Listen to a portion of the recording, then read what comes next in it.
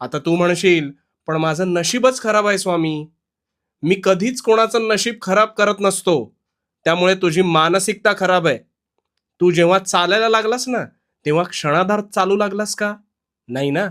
अरे असंख्य वेळा पडलास, पण तरी सतत उठून उभा राहिलास. पण मनाने खचला नाहीस आणि पुन्हा पुन्हा प्रयत्न करत राहिलास, आणि म्हणूनच एक दिवस स्वतःच्या पायावर उभा राहिलास तो आजतागायत. आता विचार कर, जसं आता पुन्हा एकदा गोष्ट साकारायला घाबरतोस, तसाच तेव्हा घाबरला असतास तर चालायला शिकला असतास का? तुला कळतंय का? परिस्थिती तीच आहे, पण तुझ्या विचारसरणीचा अभाव आहे. त्यामुळे तुला मी सगळं काही दिलंय. तुझ्या तल्लक बुद्धिमत्तेच्या जोरावर स्वतःवर विश्वास ठेवून कायम उभा राहा. पडशील, पण नक्की सावरशील. कारण कारण भिवू नकोस. भिवू नकोस, मी तुझ्या पाठीशी आहे. भिवू नको.